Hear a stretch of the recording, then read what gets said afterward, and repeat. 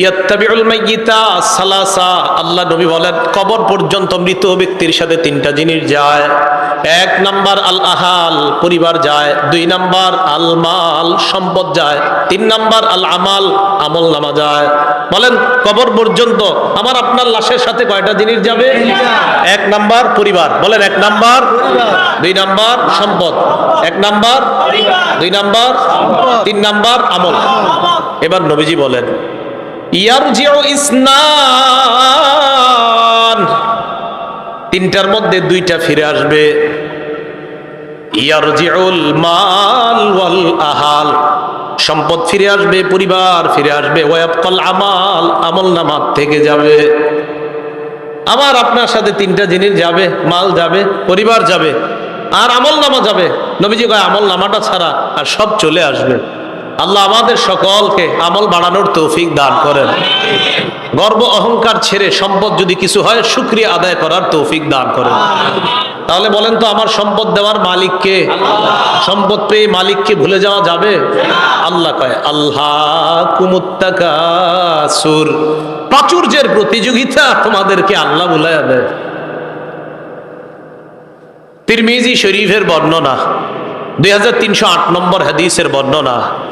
এই হাদিসের মধ্যে আছে কানা উসমান ইবনে আফফান রাদিয়াল্লাহু তাআলা আন ইযা ওয়াকাফা আলা কবরিন বাকা, ওসমান গনি যখন কবরের সামনে দাঁড়াইতেন কান্না শুরু করে দিতেন। হাত্তা ইয়াবুল্লা লিহিয়া, ওসমান গনি কানতে কানতে তার দাড়িগুলা ভিজে যাইতো। কিসের সামনে দাঁড়ায়? কবরের সামনে দাঁড়ায়। ফাকিলা লাহু, ওসমানকে বলা হলো তাজকুরুল জান্নাতা ওয়ান নার, আপনি জান্নাতের আলোচনা করেন, জাহান্নামের আলোচনা করেন। ওয়ালা তাবকি, তখন তো কান্দেন না। জান্নাত জাহান্নামের কত আলোচনা আপনি করেন, তখন আপনি কান্না করেন না।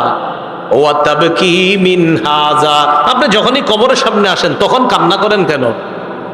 ওসমান গনি জবাব দেয় সামিআতু রাসূলুল্লাহ সাল্লাল্লাহু আলাইহি ওয়াসাল্লাম ইয়াকুল, আমি আল্লাহ নবীকে বলতে শুনলাম ইন্নাল কবর আউয়ালুল মানাজিলিল আখিরা, নবীজি বলেন ইন্নাল কবর, নিশ্চয়ই কবর, আউয়ালু মানাজিলিল আখিরা, কবর হলো আখিরাতের প্রথম ঘাঁটি।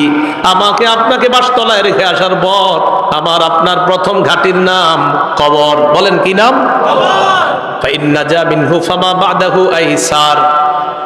নবীজি বলেন কেউ যদি কবর থেকে রেহাই পেয়ে যায় পরের ঘাটিগুলা একেবারে সহজ হয়ে যাবে। কবর থেকে যদি কেউ মুক্তি না পায় পরের ঘাটিগুলা কঠিন হয়ে যাবে। বলেন নাউজুবিল্লাহ। এরপর হাদিসের শেষে বলে ক্বালা রাসূলুল্লাহ সাল্লাল্লাহু আলাইহি ওয়াসাল্লাম, নবীজি বলেন মা রাআইতু মানজারান কাত্তু ইল্লা ওয়াল কবরু আফজাউ মিন, নবীজি বলেন শোনো, কবরের চাইতে এত ভয়ঙ্কর কোন দৃশ্য আমার জানা নাই। নবীজি বলেন কবরের চাইতে এমন ভয়ঙ্কর কোন দৃশ্য আমার জানা নাই। আল্লাহ আমাকে আপনাকে ওই প্রথম ঘাটিতেই যেন হেফাজত করে। চিন্তা করবেন মাঝে মাঝে শুয়া যদি চোখটা লাগান, তো চোখ লাগাইলে দেখবেন কিচ্ছু দেখা যায় না। হ্যাঁ, কবরে যাবেন না, কিচ্ছু দেখা যাবে না, অন্ধকার। হ্যাঁ অন্ধকার, কবর যে অন্ধকার। ও আচ্ছা, কবর যে অন্ধকার এটাও হাদিসে আছে। কবর যে অন্ধকার এটা কোথায় আছে? হাদিসে। মুসলিম শরীফের 2104 নম্বর হাদিস, মাদ্রাসা পাঠ্যপুস্তক অনুসারে 956 নম্বর হাদিস।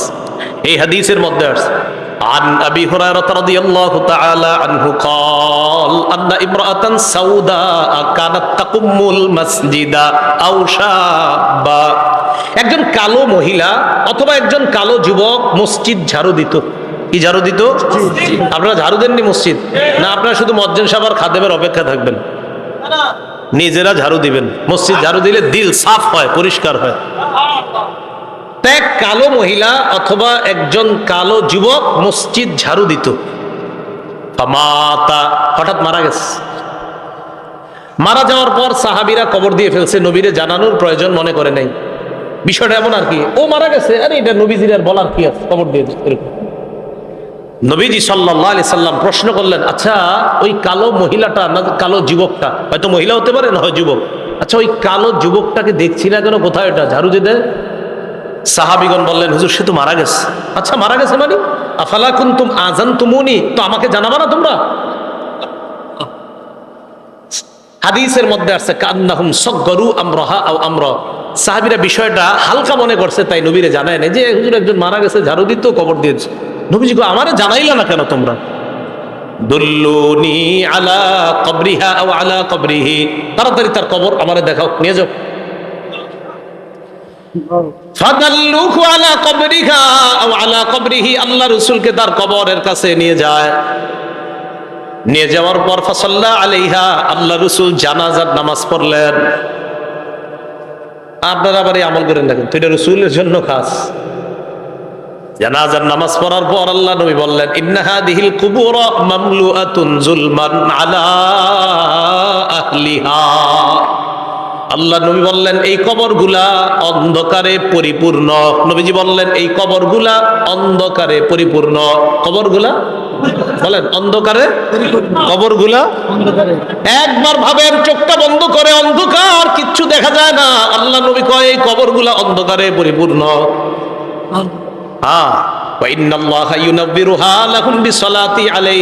আমি আশা করি আমি আজকে নামাজ পড়ার কারণে আল্লাহ তাদের কবরগুলা আলোকিত করে দিবেন। খাঁটি ইমানদার যদি হন, যদি ইমান নিয়ে যেতে পারেন, তো আপনার কবর আল্লাহ আলোকিত করে দিবেন। আলাদা মোমবাতি দিতে হবে না। পিসাবের কবর দেওয়ার সময় বাতি টাতি কত কিছু, পিসাব যদি ভালো হয় এমনি কবর আল্লাহ আলোকিত করে দিবেন, মাথায় রাখবেন। তাহলে কবর অন্ধকার একটা জগতের নাম। দুনিয়াতে থাকতে এটা আলোকিত করার ব্যবস্থা করতে হবে। আল্লাহরে বলা, আল্লাহ আমার কবরটা জান্নাতের বাগান বানায়া দিয়েন, আমার কবরটা আলোকিত করে দিয়েন। আল্লাহ বাবা মারা গেছে, বাবার কবরটা জান্নাতের বাগান বানান, বাবার কবরটাকে আপনি আলোকিত করে দেন, এইভাবে বলা। তাহলে কবর অন্ধকার জগৎ, এটা জানলাম। কবরের মধ্যে দাজ্জাল যেমন ফিতনা, দাজ্জাল দুনিয়ার জন্য সবচেয়ে বড় ফিতনা হলো দাজ্জাল। নবীজি কয় এই দাজ্জালের ফিতনার মতো কবরে কারো কারো জন্য ফিতনা হবে, দাজ্জালের ফিতনার মতো ভয়ঙ্কর ফিতনা।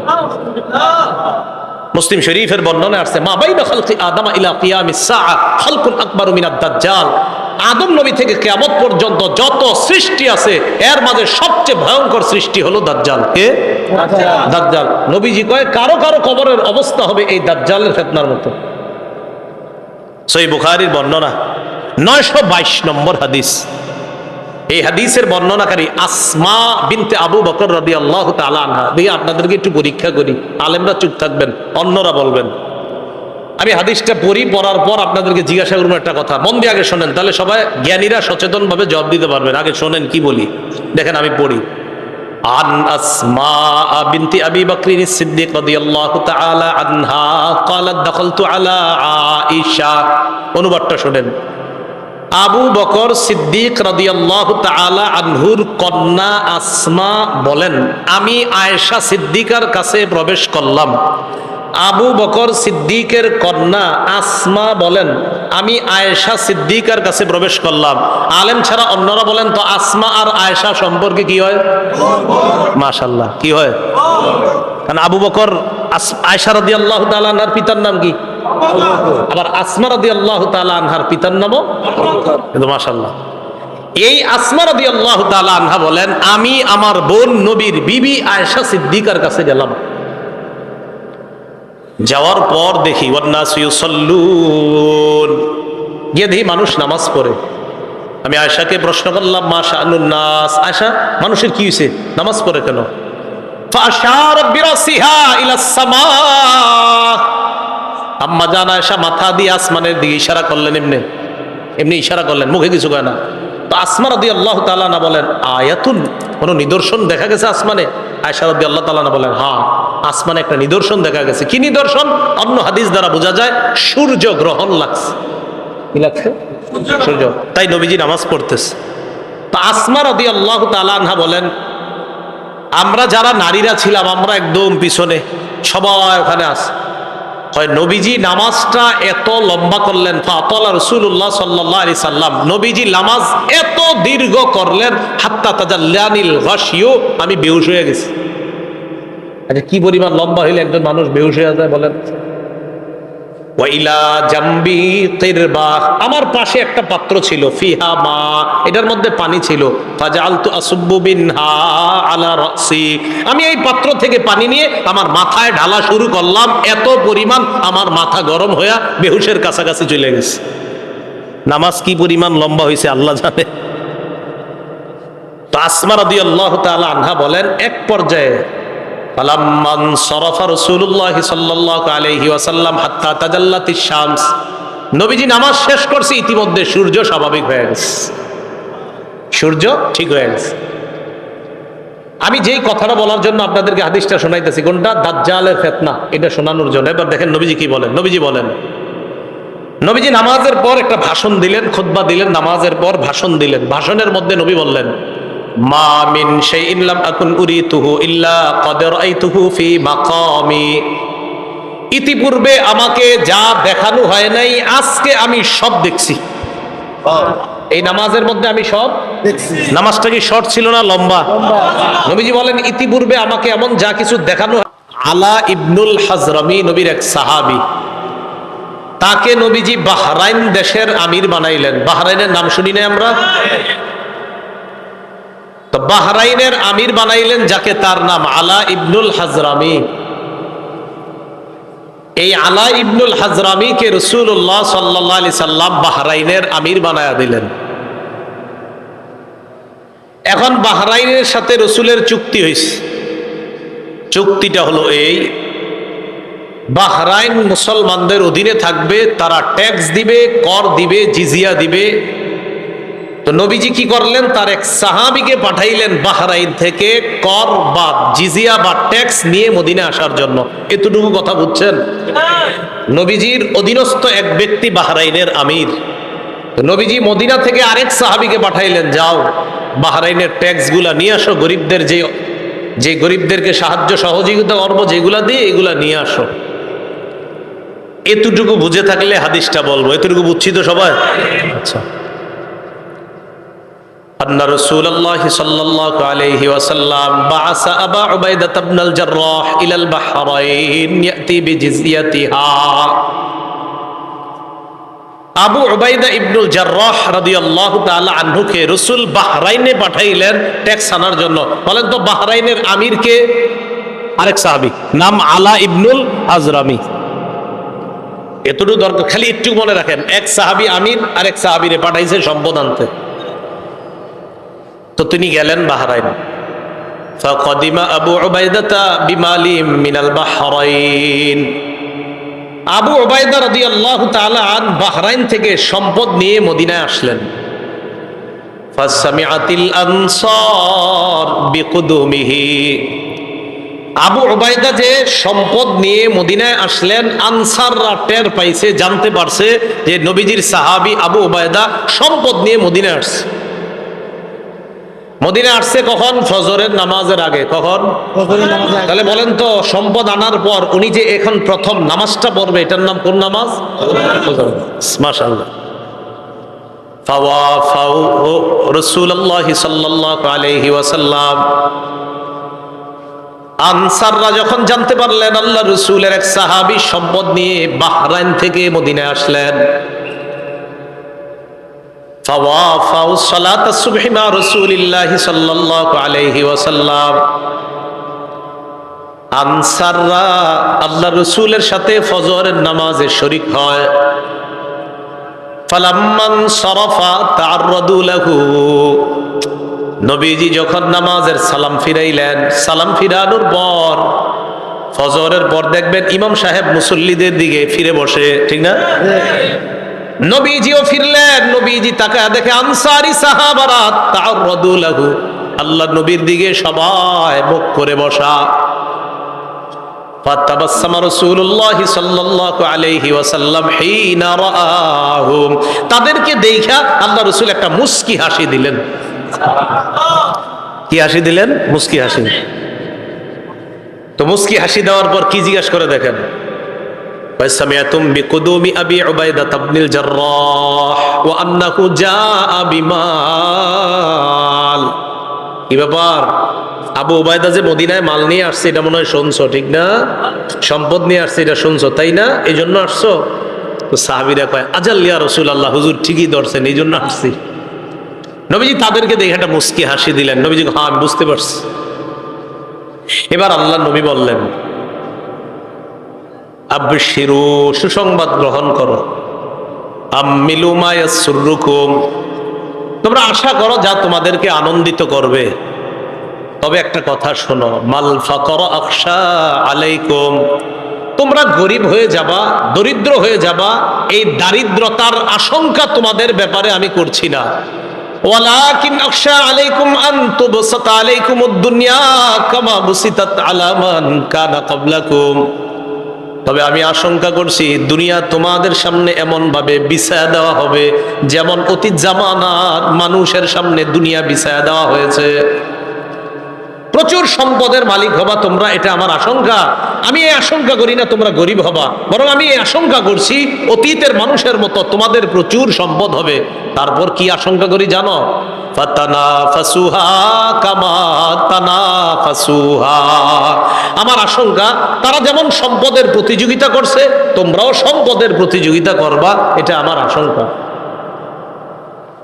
রাসূলুল্লাহ সাল্লাল্লাহু আলাইহি সাল্লাম এই কথা বলার পর শেষের দিকে বলেন, শোনো তোমরা, আমি যে আশঙ্কা করছি তোমরা সম্পদের প্রতিযোগিতা করবা, অতীত জামানার মানুষের মতো সম্পদের প্রতিযোগিতা করবা, এক পর্যায়ে সম্পদ কি করবে তোমাদেরকে জানো?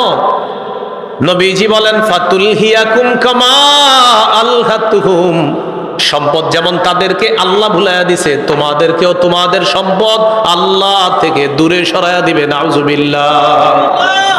হাদিস দ্বারা বোঝা যায় সম্পদ বেশি হওয়া দোষের না, কিন্তু সম্পদ বেশি হইলে যদি আল্লাহরে ভুলে যায় মানুষ, এটা দোষের। সম্পদ বেশি হয়ে যদি কারে ভুলে যায়? সম্পদ দিছে কে? আল্লাহ। এখন আল্লাহ ভুলে গেছে। নবীজি বলেন আমার আশঙ্কা অতীত জামানার মানুষ যেমন সম্পদ পেয়ে প্রতিযোগিতায় নাইমা আল্লাহরে ভুলে গেছে, তোমরাও আল্লাহকে ভুলে যাবা, এটা আমার আশঙ্কা। আল্লাহ আমাদেরকে হেফাজত করুন। তো এই কথাটাই আল্লাহ বললেন, আল্লাহকুমুত তাকাসুর, সম্পদের প্রাচুর্যের প্রতিযোগিতা তোমাদেরকে আল্লাহর ইবাদত থেকে দূরে সরে রাখছে, গাফেল করে রাখছে। কতদিন জানো? হাত্তা জুরতুমুল মাকাবির, কবরে যাওয়া পর্যন্ত এই অবস্থা চলবে। মুসলিম শরীফের একটা হাদিস শোনেন, আমাদের মাদ্রাসার পাঠ্যপুস্তক অনুসারে 2958 নম্বর হাদিস, আর যারা মোবাইলে পকেটে রাখেন এই মোবাইল অনুযায়ী 7310 নম্বর হাদিস। আবার কইলা মিলায় যে মিলেনি, আছে অনেকে। তো মুসলিম শরীফের আপনারা যারা মোবাইলে অ্যাপস চালান সেটাতে 7310, দেখেন মিলবে 100%। আর আমাদের মাদ্রাসার পাঠ্যপুস্তক অনুসারে 2958 নম্বর হাদিস। এই হাদিসের মধ্যে আসছে রাসূলুল্লাহ সাল্লাল্লাহু আলাইহি ওয়াসাল্লাম বলেন, قال رسول الله صلى الله عليه وسلم يقول ابن آدم مالي مالي وهل لك يا ابن آدم إلا ما أكلت أو لبست أو تصدقت। হাদিসটা মন দিয়ে শুনেন, আগে আমার সাথে বলেন। আদম সন্তান কয় আমার সম্পদ আমার সম্পদ, নবীজি কয় তোমার সম্পদ তোমার সম্পদ। একজনে কয় আমার বাড়ি আছে, আমার গাড়ি আছে, আমার মার্কেট আছে, আমার 10টা দোকান আছে। আদম সন্তান এগুলা বলে, নবীজি কয় থুর মিয়া, তোমার মাত্র 3টা জিনিস আছে। আমরা কই আমার 10 কাঠা জায়গা আছে, 20 বিঘা জমিন আছে, নবী কয় 3টা জিনিস আছে। এবার মন দিয়ে শোনেন হাদিসটা, বলেন আমরা বলি আমাদের এটা আছে সেটা আছে, নবী কয় সম্পদ 3টা। বলেন কয়টা? 3টা। قال رسول الله صلى الله عليه وسلم يقول ابن آدم مالي مالي, আদম সন্তান কয় আমার সম্পদ আমার সম্পদ। وهل لك يا ابن آدم من مالك إلا ما أكلت فأفنيت, ও আদম সন্তান তোমার 3টা সম্পদ। 1 নাম্বার সম্পদ যা খাইলা, খাওয়ার পর শেষ করলা, পিছনের রাস্তা দিয়ে বের করলা, এটা তোমার 1 নাম্বার সম্পদ। যা খাইছেন এটাই সম্পদ, তো এটাই তো সম্পদ। 2 নাম্বার আউলা বিস্তাফা আবলাইতা, কাপড় পরতে পরতে পুরাতন হয়ে গেছে অথবা খাটো হয়ে গেছে, ছিঁড়ে গেছে, এখন আর পরো না, এই কাপড়ই তোমার সম্পদ।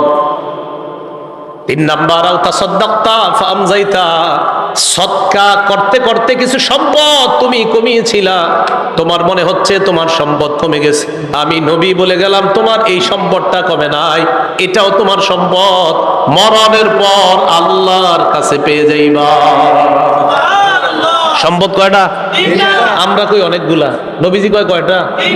যা খাইছো, যা পরিধান করছো, যা দান সৎকার করছো, শেষ। আমাকে আপনাকে যখন কবরে নিবে, মনে করেন আগামীকালও যদি আমি আপনার কেউ মারা যাই, একটু পরে যদি আমাদের কেউ মারা যায়, বাসতলায় যখন আমাদেরকে এলাকাবাসী নিয়ে যাবে, নবীজি কয় জানো তোমার লাশের সাথে তিনটা জিনিস কবর পর্যন্ত যায়। বলেন কয়টা? ক্বালা রাসূলুল্লাহ সাল্লাল্লাহু আলাইহি ওয়াসাল্লাম ইয়াত্তাবিউল মাইয়িতা সালাসা, আল্লাহ নবী বলেন কবর পর্যন্ত মৃত ব্যক্তির সাথে তিনটা জিনিস যায়। এক নাম্বার আল আহাল, পরিবার যায়। দুই নাম্বার আল মাল, সম্পদ যায়। তিন নাম্বার আল আমাল, আমল নামা যায়। বলেন কবর পর্যন্ত আমার আপনার লাশের সাথে কয়টা জিনিস যাবে? এক নাম্বার পরিবার, বলেন এক নাম্বার, দুই নাম্বার সম্পদ, এক নাম্বার, দুই নাম্বার, তিন নাম্বার আমল। এবার নবীজি বলেন ইয়ারজিউ ইসনান, তিনটার মধ্যে দুইটা ফিরে আসবে। ইয়ারজিউল মাল ওয়াল আহাল, সম্পদ ফিরে আসবে, পরিবার ফিরে আসবে। ওয়ায়াবকাল আমাল, আমল নামা থেকে যাবে। আমার আপনার সাথে তিনটা জিনিস যাবে, মাল যাবে, পরিবার যাবে, আর আমল নামা যাবে। নবীজি কয় আমল নামাটা ছাড়া আর সব চলে আসবে। আল্লাহ আমাদের সকলকে আমল বাড়ানোর তৌফিক দান করেন। গর্ব অহংকার ছেড়ে সম্পদ যদি কিছু হয় শুকরিয়া আদায় করার তৌফিক দান করেন। তাহলে বলেন তো আমার সম্পদ দেওয়ার মালিককে? সম্পদ পেয়ে মালিককে ভুলে যাওয়া যাবে?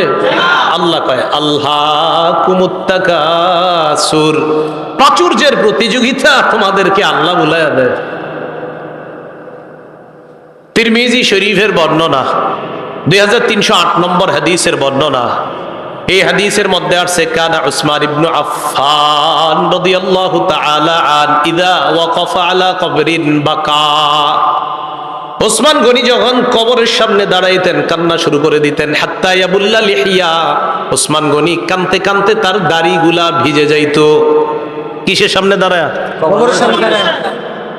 ফাকিলা লাহু, ওসমানকে বলা হলো তাজকুরুল জান্নাতা ওয়ান নার, আপনি জান্নাতের আলোচনা করেন, জাহান্নামের আলোচনা করেন। ওয়ালা তাবকি, তখন তো কান্দেন না। জান্নাত জাহান্নামের কত আলোচনা আপনি করেন, তখন আপনি কান্না করেন না। ওয়া তাবকি মিন হাযা, আপনি যখনই কবরের সামনে আসেন তখন কান্না করেন কেন? ওসমান গনি জবাব দেয় সামিআতু রাসূলুল্লাহ সাল্লাল্লাহু আলাইহি ওয়াসাল্লাম ইয়াকুল, আমি আল্লাহ নবীকে বলতে শুনলাম ইন্নাল কবর আউয়ালুল মানাজিলিল আখিরা, নবীজি বলেন ইন্নাল কবর, নিশ্চয়ই কবর, আউয়ালু মানাজিলিল আখিরা, কবর হলো আখিরাতের প্রথম ঘাঁটি। আমাকে আপনাকে বাসতলায় রেখে আসার পর আমার আপনার প্রথম ঘাঁটির নাম কবর। বলেন কি নাম? কবর। ফাইন্নাজা মিনহু ফামা বাদাহু আইসার, নবীজি বলেন কেউ যদি কবর থেকে রেহাই পেয়ে যায় পরের ঘাটিগুলা একেবারে সহজ হয়ে যাবে। ওয়া ইল্লাম ইয়ানজু মিনহু ফামা বাদাহু আশাদ, কবর থেকে যদি কেউ মুক্তি না পায় পরের ঘাটিগুলা কঠিন হয়ে যাবে। বলেন নাউজুবিল্লাহ। এরপর হাদিসের শেষে বলে ক্বালা রাসূলুল্লাহ সাল্লাল্লাহু আলাইহি ওয়াসাল্লাম, নবীজি বলেন মা রাআইতু মানজারান কাত্তু ইল্লা ওয়াল কবরু আফজাউ মিন, নবীজি বলেন শোনো, কবরের চাইতে এত ভয়ঙ্কর কোন দৃশ্য আমার জানা নাই। নবীজি বলেন কবরের চাইতে এমন ভয়ঙ্কর কোন দৃশ্য আমার জানা নাই। আল্লাহ আমাকে আপনাকে ওই প্রথম ঘাটিতেই যেন হেফাজত করে। চিন্তা করবেন মাঝে মাঝে শুয়া যদি চোখটা লাগান, তো চোখ লাগাইলে দেখবেন কিচ্ছু দেখা যায় না। হ্যাঁ কবরে যাবেন না, কিচ্ছু দেখা যাবে না, অন্ধকার। হ্যাঁ অন্ধকার, কবর যে অন্ধকার, ও আচ্ছা কবর যে অন্ধকার এটাও হাদিসে আছে। কবর যে অন্ধকার এটা কোথায় আছে? হাদিসে। মুসলিম শরীফের 2104 নম্বর হাদিস, মাদ্রাসা পাঠ্যপুস্তক অনুসারে 956 নম্বর হাদিস। এই হাদিসের মধ্যে আছে عن أبي هريرة رضي الله تعالى عنه قال أن امرأة سوداء كانت تقم المسجد أو شابا, একজন কালো মহিলা অথবা একজন কালো যুবক মসজিদ ঝাড়ু দিত। কি ঝাড়ু দিত? আপনারা ঝাড়ু দেননি মসজিদ? না আপনারা শুধু মজ্জেন সাহেব আর খাদেমের অপেক্ষা থাকবেন? নিজেরা ঝাড়ু দিবেন। মসজিদ ঝাড়ু দিলে দিল সাফ হয়, পরিষ্কার হয়। এক কালো মহিলা অথবা একজন কালো যুবক মসজিদ ঝাড়ু দিত, হঠাৎ মারা গেছে। মারা যাওয়ার পর সাহাবীরা কবর দিয়ে ফেলছে, নবীরে জানানোর প্রয়োজন মনে করে নাই। বিষয়টা এমন আর কি, ও মারা গেছে, আরে এটা নবীজির আর বলার কি আছে, কবর দিয়ে এরকম। নবীজি সাল্লাল্লাহু আলাইহি সাল্লাম প্রশ্ন করলেন, আচ্ছা ওই কালো মহিলাটা না কালো যুবকটা, হয়তো মহিলা হতে পারে না হয় যুবক, আচ্ছা ওই কালো যুবকটাকে দেখছি না কেন, কোথায় এটা ঝাড়ু দিয়ে দেয়? সাহাবীগণ বললেন, হুজুর সে তো মারা গেছে। আচ্ছা মারা গেছে মানে? আফালা কুনতুম আযানতুমুনি, তো আমাকে জানাবা না তোমরা? হাদিসের মধ্যে আসছে কান্নাহুম সাগগারু আমরাহা আও আমরা, সাহাবীরা বিষয়টা হালকা মনে করছে, তাই নবীরে জানায় না যে হুজুর একজন মারা গেছে, ঝাড়ু দিত, কবর দিয়েছে। নবীজি কো আমারে জানাইলা না কেন তোমরা? দুল্লুনি আলা কবরিহা আও আলা কবরিহি, তাড়াতাড়ি তার কবর আমারে দেখাও, নিয়ে যাও। ফাদাল্লুহু আলা কবরিহা আও আলা কবরিহি, আল্লাহ রাসূলকে তার কবরের কাছে নিয়ে যায়। নিয়ে যাওয়ার পর ফাসাল্লা আলাইহা, আল্লাহ রাসূল জানাজার নামাজ পড়লেন। আপনারা আবার এই আমল করেন না, কিন্তু এটা রাসূলের জন্য খাস। জানাজার নামাজ পড়ার পর আল্লাহ নবী বললেন, ইন্না হাদিহিল কুবুর মামলুআতুন যুলমান আলা আহলিহা। আল্লাহ নবী বললেন এই কবরগুলা অন্ধকারে পরিপূর্ণ। নবীজি বললেন এই কবরগুলা অন্ধকারে পরিপূর্ণ। কবরগুলা বলেন অন্ধকারে, কবরগুলা একবার ভাবেন, চোখটা বন্ধ করে, অন্ধকার, কিচ্ছু দেখা যায় না। আল্লাহ নবী কয় এই কবরগুলা অন্ধকারে পরিপূর্ণ।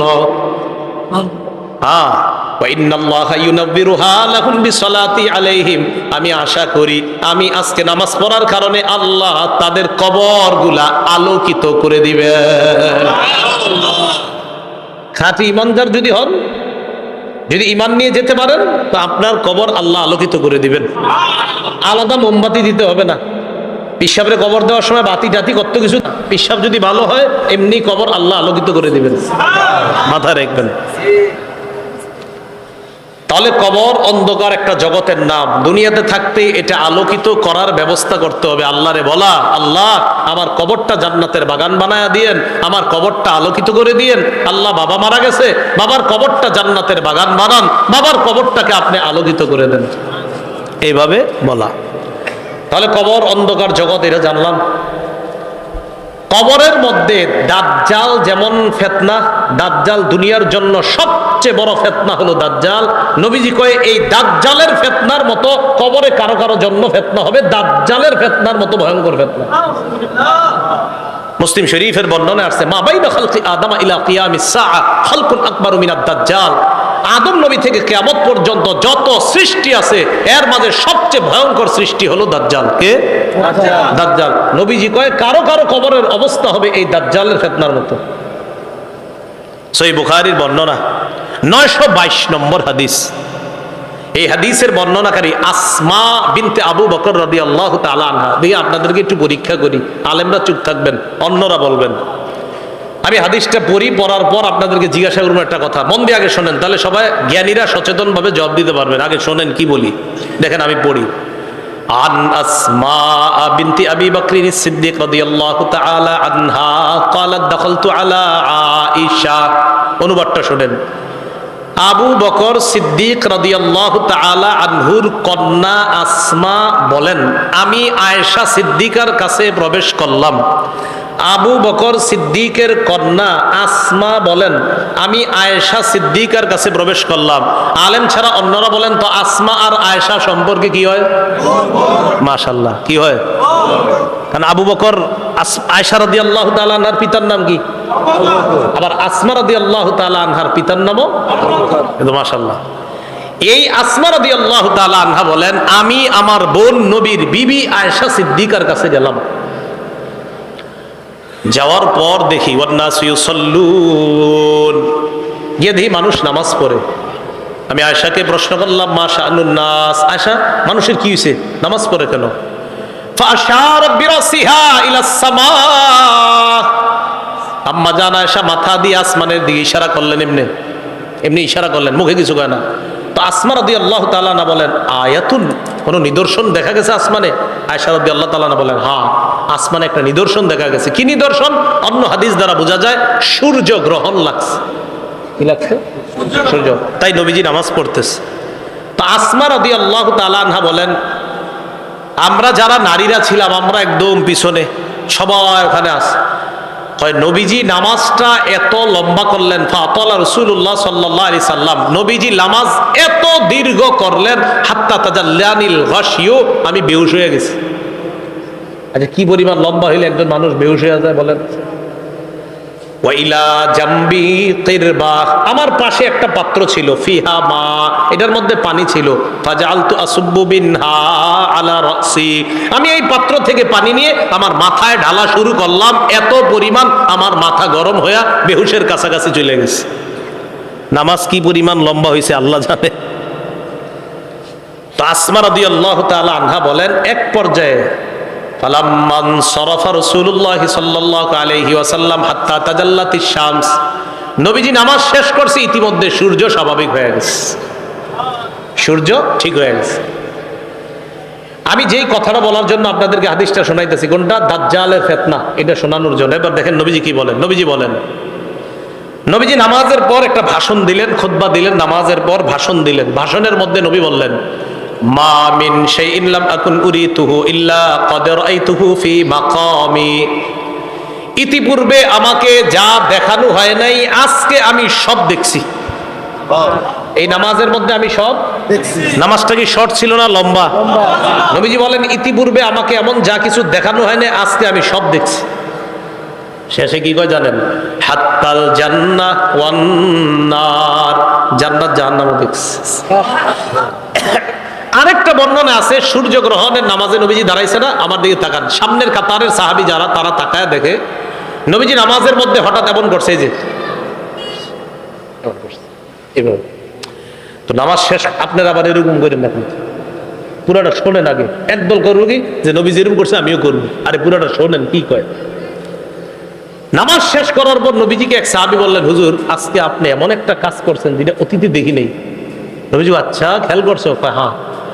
ওই মুহূর্তে আমি জান্নাতের আঙ্গুরের ছড়া দেখছিলাম, ওইটা আমি হাত দিতে গেছিলাম, যদি আনতে পারতাম কিয়ামত পর্যন্ত সবাই খাইতে পারতাম। আপনারা কি আঙ্গুর দেখেন নামাজে? দেখলেন হাত দিবেন, দেন না তো, এই জন্য আমল করতে চান না।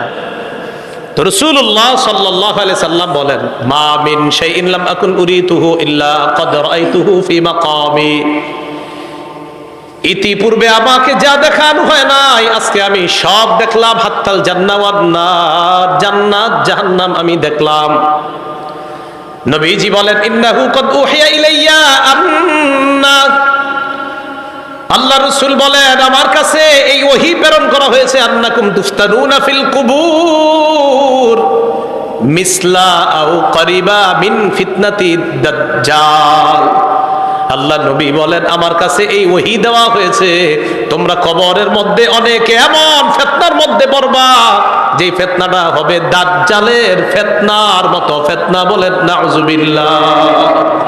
বিশ্বাস করেন দাজ্জালের ব্যাপারে আমি পড়ছি বলে আপনাদেরকে বলে বুঝাইতে পারতেছি না, আমি বুঝতেছি যদি দাজ্জালের ফিতনাটা হয় তো কত বড় ভয়ঙ্কর ফিতনা হবে।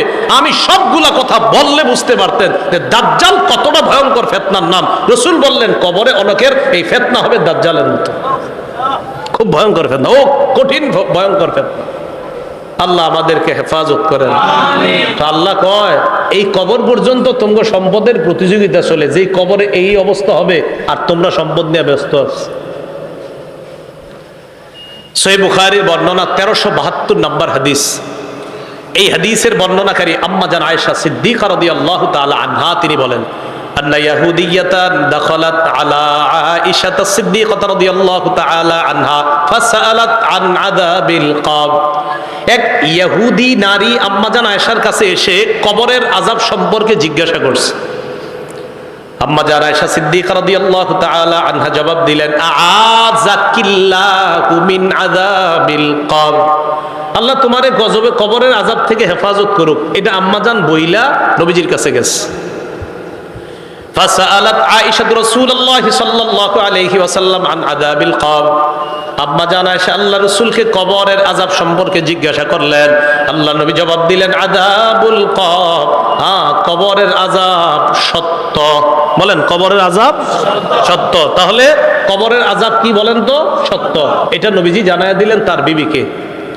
সহিহ বুখারীর 1338 নম্বর হাদিস। এই হাদিসের মধ্যে আসছে, قال رسول الله صلى الله عليه وسلم العبد اذا وضع في قبره। নবীজি বলেন, কোন বান্দাকে যখন কবরের মধ্যে রাখা হয়, রাখার পর ওয়াতুল্লিয়া, আমাকে আপনাকে মরণের পর যখন বাসতলায় রেখে আসা হবে, আসার পর তুল্লিয়া, আমাকে আপনাকে যখন পিছনে রাইখা, জাহাবা আসহাবুহু, সাথীরা যখন চলে আসবে। একবার কল্পনায় আলেন, রাতের বেলা বিছানায় যখন বালিশে যখন মাথাটা লাগানোর পর কল্পনা করেন আমি মারা গেলাম, যাওয়ার পর বাসতলায় কোন কবরের মধ্যে আমাকে রেখে আমার আত্মীয় স্বজন চলে আসছে, ব্যাপারটা কেমন একটু চিন্তা করেন।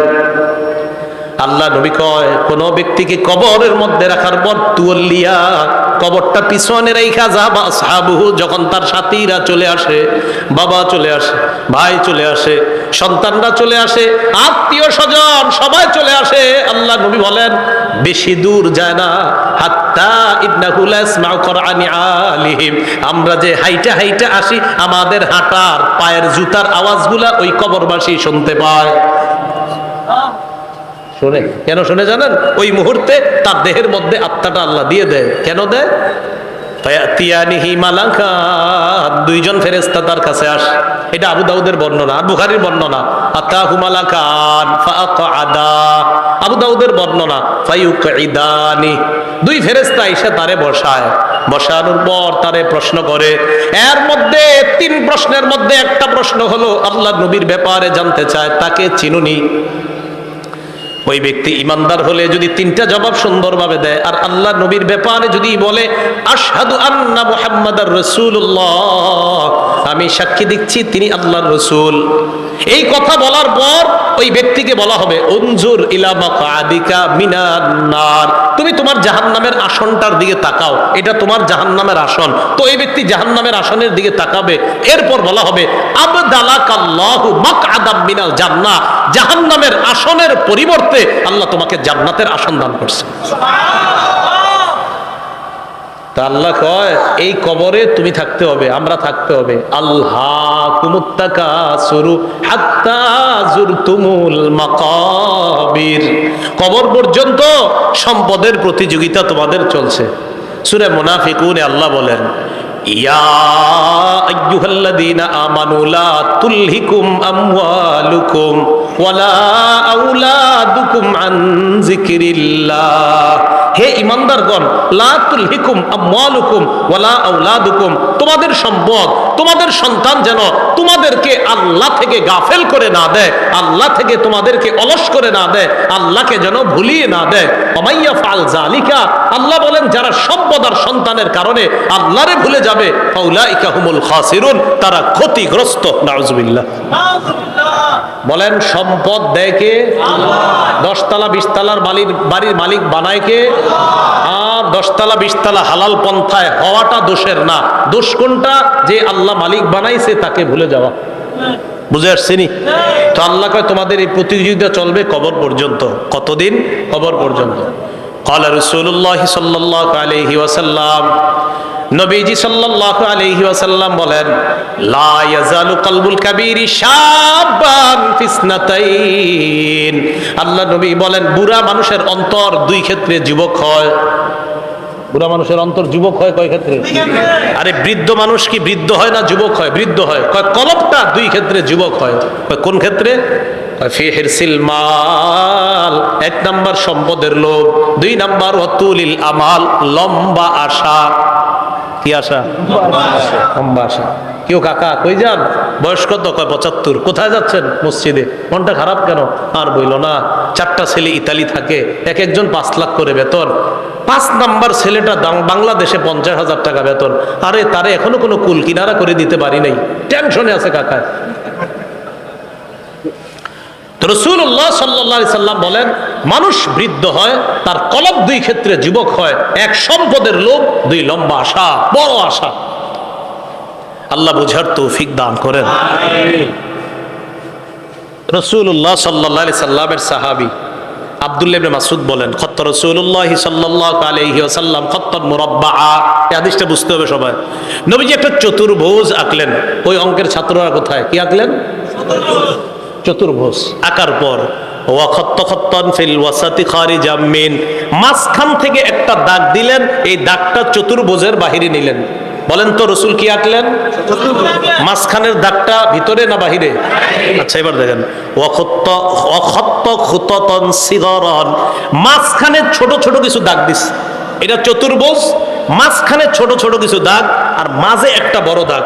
এই আশেপাশে কিছু ছোট ছোট দাগ, মাঝখানে লম্বা একটা দাগ। বলেন তো লম্বাটা কি ভিতরে আছে না বাহিরে? আচ্ছা, একটু বুঝছেন নি কথা? সুম্মা ক্বালা রাসূলুল্লাহ সাল্লাল্লাহু আলাইহি ওয়াসাল্লাম, নবীজি বলেন, হাযাল ইনসান, মাঝখানের দাগটা হলো মানুষ। মাঝখানের দাগটা মানুষ। ওয়াহাদাল্লাযী মুহীতুন বিহি আও ক্বাদ আহাতা বিহি আজালু, চারদিকের চতুর্ভুজটা এটা হলো তার আয়ু, জীবন। এবার বলেন, চারপাশে এই যে চতুর্ভুজটা, মাঝের দাগটা, বলেন মাঝের দাগ, চতুর্ভুজ, চতুর্ভুজ আয়ু মানে জীবন। এই জীবন, এটা তার জীবন, মাঝে মানুষ। দাগ কি শেষ না মাঝে ছোট ছোট কিছু আছে? মাঝের ছোট ছোট দাগগুলা হাদিহিল আরাজ, এগুলা তার পেরেশানি, বিপদ, বালা মুসিবত, রোগ বিমারি। একটা আসে ভালো হয়, আর একটা আসে। এরকম চলেনি জীবনে? একটার পর একটা আসতে থাকে। এই আসতে আসতে এক পর্যায়ে আবার জিজ্ঞাসা করছি, চারদিকের দাগ, মাঝের দাগ, ছোট্ট ছোট্ট দাগগুলা বালা মুসিবত, বিপদ আপদ, ব্যস্ততা। মাঝখানের দাগটা কি চতুর্ভুজের ভিতরে না বাহিরে? নবীজি বলেন, মানুষ মারা যায়, বাহিরে যেই দাগটা এটা হলো তার আশা। মানুষ মারা যায়, আশাগুলা থেকে যায়। আশা কি জীবনের ভিতরে না বাইরে? এই যে মানুষ, ওর আশা হলো এত বড়, ও হলো একটু। এবার বাহিরে যেটা, এটা হলো ওর আশা। নবীজি কয়, মানুষের জীবন এতটুকু, মানুষটা এতটুকু, ওর আশা এতটুকু, ও মারা যায়, আশাগুলা থেকে যায়। ভাই বুঝছেন নি আপনারা? তো আল্লাহ পাক রব্বুল আলামিন বলেন, আলহাকুমুত তাকাসুর হাত্তা জুরতুমুল মাকাবির, কবর পর্যন্ত এই সম্পদের প্রতিযোগিতা, প্রাচুর্যের প্রতিযোগিতা তোমাদের চলতেই থাকে।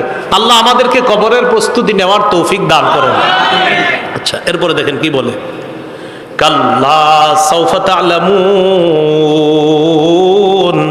সুম্মা কাল্লা সাউফা তা'লামুন, অপেক্ষায় থাকো, অচিরেই জানতে পারবা, অবশ্যই অচিরেই জানতে পারবা। কাল্লা লাউ তা'লামুনা ইলমাল ইয়াকিন, আল্লাহ বলেন যদি নিশ্চিত জ্ঞান নাম দেখবা, সুম্মা লা তারাবুন্নাহা আইনাল ইয়াকিন, নিশ্চিত চোখে জাহান্নাম দেখবা। এরপর আল্লাহ বলেন, সুম্মা লা তুসআলুন্না ইয়াউমা ইযিন আনিন নাঈম, এরপর তোমাদেরকে নিয়ামত সম্পর্কে জিজ্ঞাসা করা হবে। আল্লাহ বলেন, অবশ্যই অবশ্যই তোমাদেরকে প্রতিটা নিয়ামতের কথা জিজ্ঞাসা করা হবে। আঙ্গুল, চোখ, কান, নাক, হাত, পা, প্রত্যেকটা অঙ্গের ব্যাপারে জিজ্ঞাসা করা হবে। ইন্নাস সামআ ওয়াল বাসারা ওয়াল ফুআদা, আল্লাহ বলেন কান শ্রবণ শক্তি, ওয়াল বাসর দৃষ্টি শক্তি, ওয়াল ফুআদা অন্তঃকরণ, সবগুলাকে কাঠগড়ায় দাঁড়াতে হবে, সবগুলাকে জিজ্ঞাসা করা হবে। এগুলার ব্যাপারে তোমাকে কাঠগড়ায় দাঁড়াতে হবে, তোমাকে জিজ্ঞাসা করা হবে সঠিকভাবে এগুলা খরচ করছো কিনা। এবার একটা হাদিস শুনেন, বলেন তো নেয়ামতের ব্যাপারে জিজ্ঞাসা করা হবে কিনা? আজকে রাতে ভাত খাইছে, খাবার, রাতের খাবার কারা কারা খাইছেন হাত তোলেন। অন্যরা খান নাই রাতের খাবার? মাশাআল্লাহ, খাবেন ইনশাআল্লাহ নাকি? দুপুরের খাবার কারা কারা খাইছেন? ঠিক আছে, হাত নামান, বাস একটা হইলে হইছে। এবার হাদিস শোনেন, মুসলিম শরীফের 4208 নম্বর হাদিস। আবু হুরায়রা রাদিয়াল্লাহু তাআলা আনহুর বর্ণনা, তিনি বলেন, খরাজা রাসূলুল্লাহ সাল্লাল্লাহু আলাইহি ওয়াসাল্লাম যাতা ইয়াউমিন আও যাতা লাইলা, একদিন রাতে অথবা দিনে রাসূল বাসা থেকে বের হলেন। কোথা থেকে বের হইছে? রাতে বা দিনে। বের হওয়ার পর আসছে, আয়েশা দেখে, ফাইদা হুয়া বিআবি বকরিন ওয়া উমর, নবীজি দেখে আবু বকর ওমর বসা। আবু হুরায়রা রাদিয়াল্লাহু তাআলা আনহু বলেন, নবীজি বাসা থেকে বের হয়েছে, বের হয়ে দেখে আবু বকর ওমরও বসা। এই হাদিসটা একটু মন দিয়ে সবাই শুনেন আর নিজেদের জীবনটা একটু চিন্তা করেন। নবীজি তাদের দুইজনকে প্রশ্ন করলেন, আবু বকর এবং ওমর, এই দুই সাহাবী, বিখ্যাত দুই সাহাবীকে প্রশ্ন করলেন, আচ্ছা তোমরা এইখানে এই মুহূর্তে কেন? মা আখরাজাকুমা ফি হাদিহিস সাআ, এই সময়ে তোমরা এখানে কেন? অসময়ে মানে এই সময় মানে অসময়ে, আরে এই সময়ে তোমরা এখানে কেন? এই হাদিস দ্বারা বোঝা যায় সাধারণত যে সময় মানুষ ঘর থেকে বেশি একটা বের হয় না, ওই সময়ে নবীও বের হইলেন, আবু বকরও বের হইছে, ওমরও বের হইছে। নবী বের না হইলে জিজ্ঞাসা করে কেন? তো আবু বকর ওমর জবাব দিলেন, আহারে কি জবাব দেয় দেখেন, ক্বালাল জুউ ইয়া রাসূলুল্লাহ, হুজুর খিদা লাগছে, ক্ষুধার কারণে বের হইছি। সম্পদ সব ছেড়েছে মক্কায়, নবীর সাথে চলে এসে মদিনায়। নবীজি যে জবাবটা দিলেন, আল্লাহ নবী বললেন, আল্লাযী নাফসি বিয়াদিহি আখরাজানিল্লাযী আখরাজাকুমা। আবু বকর ওমরকে আল্লাহ নবী বলেন, আল্লাহর কসম আবু বকর ওমর, তোমরা যে ক্ষুধার কারণে বের হয়েছ, আমিও ক্ষুধার কারণে বের হইছি।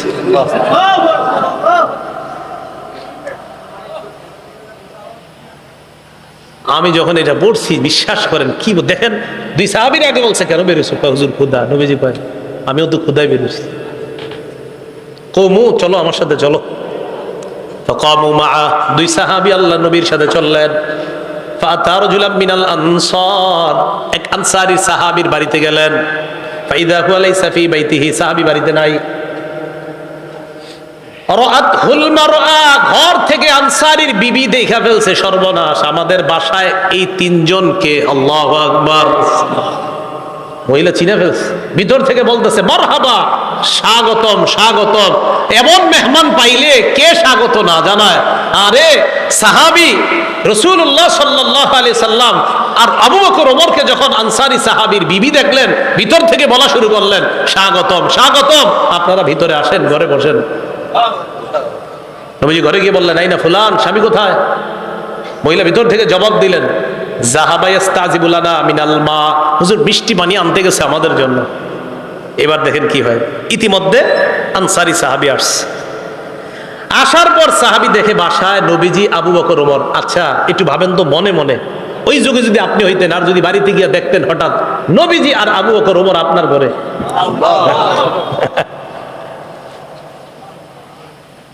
সাহাবী দেখে কি কয়, মা আহাদুল ইয়াউমা আকরামা আদিয়াফা মিন্নি।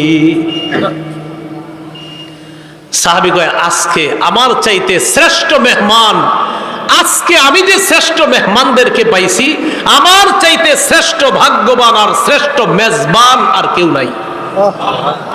আমি এমন তিনজন মেহমান পাইছি। তাড়াতাড়ি বাগানে গেছে, খেজুর বাগানে। যা আবিল আজক, খেজুরের ছড়ি নিয়ে আসছে। ফিহি বুসরুন আর রতবুন ওয়া ইয়াবিস, শুকনা খেজুর আছে, ভিজা খেজুর আছে, কাঁচা খেজুর আছে। আইনা কয় যেটা মন চায় এটা খায়। আখজাল মুদিয়া, ছুরি নিছে, চাকু নিছে। নবীজি কই যাও? হুজুর পশু জবাই করতে হবে। কি জবাই করবে? মানে পেরেশান হয়ে গেছে, আমার এই তিন মেহমানদের কেমনে মেহমানদারি করবে? পশু জবাই করতে হবে। নবী কয় ইয়াকা ওয়াল হালুব, এই তুমি আবার মাথা গরম কইরা দুধ আলু কোনো পশুরে জবাই করো না। দুধ দেয় যে পশু, বর্তমানে দুধ দিতেছে এরকম পশু জবাই করো না। জি ঠিক আছে। ফাজাবা হালাহুম, স্বাভাবিক একটা বকরি জবাই করছে। নবীজিরে গোস্ত দিয়ে, খেজুর দিয়ে, মিষ্টি পানি দিয়ে মেহমানদারি করলেন। করার পর যেই কথাটা নবী বলছে, এটা বলার জন্য আপনাদেরকে লম্বা হাদিসটা শোনাইলাম। নবীজি আবু বকর ওমরকে বললেন, আবু বকর ওমর বাহিরে আসছিলা কিভাবে বলো তো? হুজুর ক্ষুধায় আম করে বাহিরে নিয়ে আসছে। নবীজি কয় আবু বকর ওমরকে বললেন, এখন খাইছো? কয় হ্যাঁ। নবীজি বললেন, লাতুস আলুন্না আন হাদা ইয়াউমাল কিয়ামা, এই যে খানাগুলা খাইছো না, পেট ভরছো না, এই ব্যাপারেও কিয়ামতের ময়দানে আল্লাহর কাছে জবাবদিহিতা করতে হবে। অবশ্যই অবশ্যই তোমাদেরকে এই ব্যাপারে জিজ্ঞাসা করা হবে। এই খানা খেয়ে আল্লাহর ইবাদত করছো কিনা? এই খানা খেয়ে তুমি সঠিকভাবে চলছো কিনা? আল্লাহ তোমারে খাওয়াইছে, খাওয়ানোর পর আল্লাহর হুকুম তুমি পালন করছো কিনা? এই ব্যাপারে জিজ্ঞাসা করা। তো বুঝাইতে চাইলাম এই সূরা তাকাসুরের শেষে কি বলতেছে দেখেন। প্রথম দিকে বললেন সম্পদের কারণে আমারে ভুলে যাও, এরপরে বললেন কবরকে স্মরণ করো, শেষের দিকে বললেন এই নিয়ামতের ব্যাপারে জিজ্ঞাসা করবো, কিন্তু এত এত সম্পদ দিলাম মনে করবো না এমনি ছেড়ে দিব আমি আল্লাহ, আমি সব জিজ্ঞাসা করব। এই সূরা থেকে প্রধান তিনটা আমাদের শিক্ষা। 1 নাম্বার, সম্পদের প্রতিযোগিতা করা নিষেধ। 2 নাম্বার, সম্পদ হওয়া দোষের না, কিন্তু সম্পদের কারণে আল্লাহকে ভুলে যাওয়া যাবে না, এটা 2 নাম্বার শিক্ষা। 3 নাম্বার, কবরের কথা স্মরণ করা। এই প্রধান প্রথম হলো 3টা শিক্ষা, শেষের দিকে আরেকটা, কবরে আরেকটা তোমার জগৎ, ওই জগতে তোমাকে নিয়ামত সম্পর্কে জিজ্ঞাসা করা হবে। কিয়ামতের ময়দানে তোমাকে 5 প্রশ্ন করার আগে তোমার পা 2টা সামান্য সময়ের জন্য নড়বে না। এই 5 প্রশ্ন করার জন্য আল্লাহর কাছে প্রত্যেককে দাঁড়াতে হবে। এর মধ্যে একটা হলো সম্পদ কোত্থেকে আনছো আর কোথায় ব্যয় করছো, এই কথা আল্লাহর কাছে জবাবদিহিতা করতে হবে। আল্লাহ পাক রব্বুল আলামিন আমাদের সকলকে কবরের প্রস্তুতি নিয়ে দুনিয়া থেকে যেন আমরা যেতে পারি, আল্লাহ তৌফিক দান করেন। আমিন ওয়া আখিরু দাওয়ানা আনিল হামদুলিল্লাহি রাব্বিল আলামিন। মাদ্রাসার প্রতিষ্ঠাতা যিনি, তার জন্য আমরা দোয়া করব, এলাকাবাসী সবার জন্য আমরা দোয়া করব। اللهم صل على محمد وعلى آل محمد كما صليت على إبراهيم وعلى آل إبراهيم إنك حميد مجيد اللهم بارك على محمد وعلى آل محمد كما باركت على إبراهيم وعلى آل إبراهيم إنك حميد مجيد। একটা আবেদন আপনাদের কাছে হাত জোর করে করব। ঢাকা ফজরের নামাজ 4:40-এ, দেশগ্রামে কয়টায়? 40-45-এ ফজরের নামাজটা সবাই পড়বেন। এত রাত পর্যন্ত এই সময়ে বয়ান করাটা উচিত হয় না আসলে। 10টা, 10:30টার মধ্যে বা 11টার মধ্যে সর্বোচ্চ শেষ হওয়া উচিত ছিল, যেহেতু রাত ছোট। আল্লাহর রাস্তায় আপনারা ফজর নামাজটা পড়বেন তো ইনশাল্লাহ। আমারে কিন্তু দাঁড় করায় না আল্লাহর সামনে, আল্লাহর রাস্তায় আপনারা ফজরের নামাজটা পড়েন সবাই। এই মাহফিল একটু বেশি হয়ে রাত হয়ে যাওয়ার কারণে যেন এই কথা আল্লাহর কাছে বলতে না হয় যে আল্লাহ মাহফিল এত রাত হইলো কেন, এর লেগে আমি ফজর করিনি। আল্লাহর রাস্তায় আপনারা সবাই ফজরটা পড়েন। জি, اللهم صل على محمد وعلى آل محمد كما صليت على إبراهيم وعلى آل إبراهيم إنك حميد مجيد اللهم بارك على محمد وعلى آل محمد كما باركت على إبراهيم وعلى آل إبراهيم إنك حميد مجيد الحمد لله رب العالمين والعاقبة للمتقين والصلاة والسلام على سيد الأنبياء والمرسلين وعلى آله وأصحابه أجمعين।